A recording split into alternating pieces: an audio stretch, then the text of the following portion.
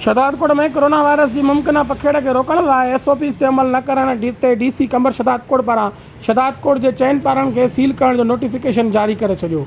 Local इंतजामिया पारां अमल दरामद लाइ ॼाणायल पाड़नि खे रुकावटूं विझी सील करे छॾियो। असिस्टेंट कमिश्नर शहदादकोट सजाद हैदर कादरी जी अॻवानी में A सेक्शन थाणे जी पुलिस रेंजर साण करे शहर के गरीबाबाद पाड़े में पहुची गरीबाबाद पाड़े की मेन घिटी के सील करे छॾियो।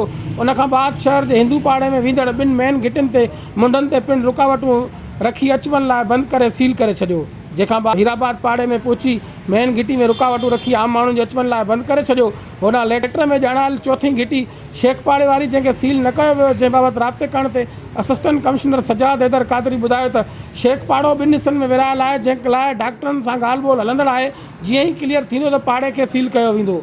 ॿिए पासे DHO कंबर शहदादकोट डॉक्टर इकबाल जागीरानी ॿुधायो त ॼाणायल पाड़नि कुझु वक़्त खां कोरोना जा मरीज़ मौजूदु हुआ, जॾहिं त हाणे उन्हनि पाड़नि में SOPs ते अमल न पियो कयो वञे, जंहिंमें फेस मास्क सोशल फ़ासिलो रखणु, जंहिं करे कोरोना जे मुमकिन पखेड़ खे रोकण लाइ ॼाणायल पाड़नि खे सील करण जी सिफ़ारिश कई। अगरि जे शहर ने SOP ते अमल न कयो ऐं फेस मास्क ऐं सोशल फ़ासिले ते अमल न कयो त शहर जे ॿियनि पाड़नि समेत शहर खे बि सील करण जी सिफ़ारिश करे सघां थो।